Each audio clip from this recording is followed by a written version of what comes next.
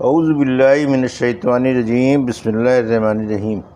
الحمدللہ رب العالمین، والصلاة والسلام علی سید المرسلین وخاتم النبیین، اما بعد۔ صحیح بخاری، باب کتاب النکاح، حدیث نمبر 5231، اردو ترجمہ۔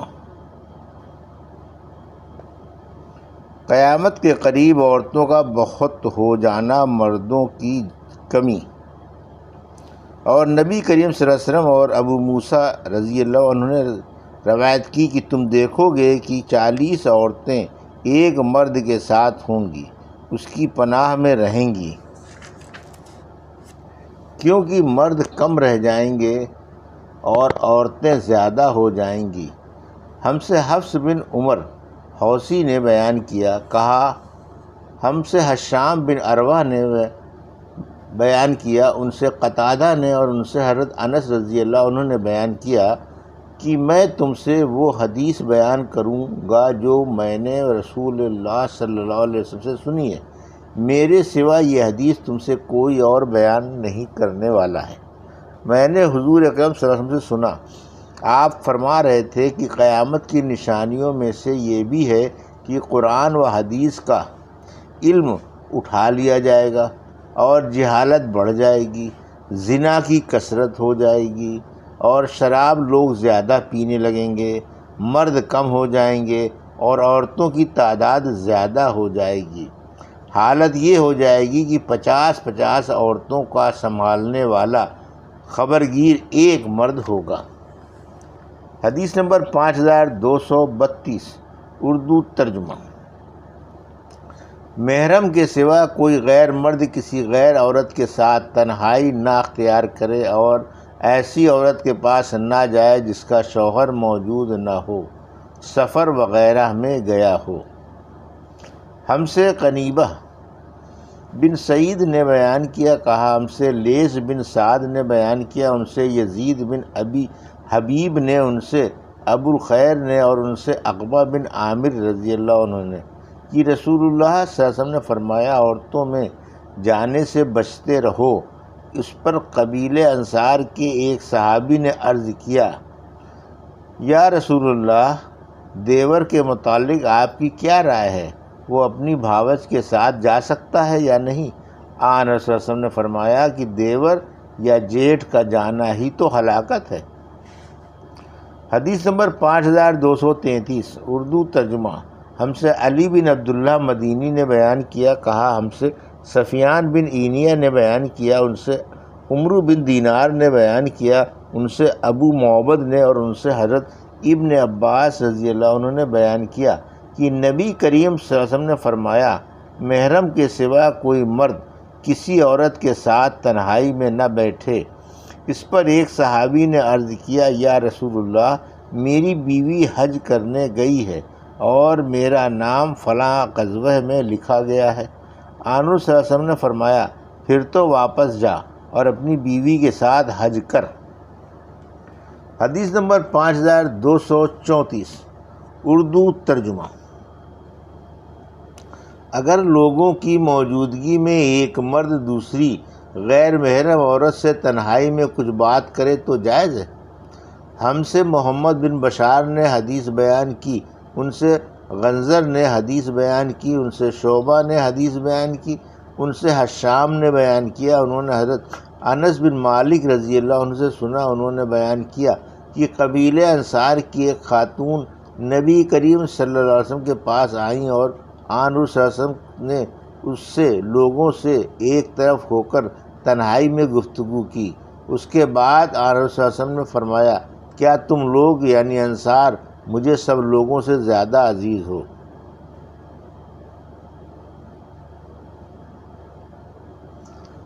حدیث نمبر 5235، اردو ترجمہ۔ زنانے اور ہجڑے سفر میں عورتوں کے پاس نہ جائیں۔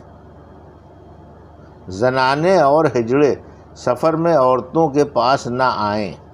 ہم سے عثمان بن ابی شیبہ نے بیان کیا، کہا ہم سے عبدہ بن سلیمان نے بیان کیا، ان سے حشام بن عروہ نے، ان سے ان کے والد نے، ان سے زینب بنت ام سلمہ رضی اللہ عنہا نے اور ان سے ام المومنین حضرت ام سلمہ رضی اللہ عنہ نے کہ نبی کریم صلی اللہ علیہ وسلم ان کے یہاں تشریف رکھتے تھے، گھر میں ایک مفیس نامی مخنث بھی تھا۔ اس مخنث یعنی ہجڑے نے حضرت ام سلمہ رضی اللہ عنہ کے بھائی عبداللہ بن ابی امیہ رضی اللہ عنہ سے کہا کہ اگر کل اللہ نے تمہیں طائف پر فتح عنایت فرمائی تو میں تمہیں غیلان کی بیٹی کو دکھلاؤں گا، کیونکہ وہ سامنے آتی ہے تو موٹاپے کی وجہ سے اس کی 4 شکنیں پڑ جاتی ہیں، اور جب پیچھے پھرتی ہے تو 8 ہو جاتی ہیں۔ اس کے بعد آن رسول اللہ علیہ وسلم نے ام سلمہ رضی اللہ عنہا سے فرمایا یہ مخنث تمہارے پاس اب نہ آیا کرے۔ حدیث نمبر 5236 اردو ترجمہ۔ عورت حبشیوں کو دیکھ سکتی ہے اگر کسی فتنے کا ڈر نہ ہو۔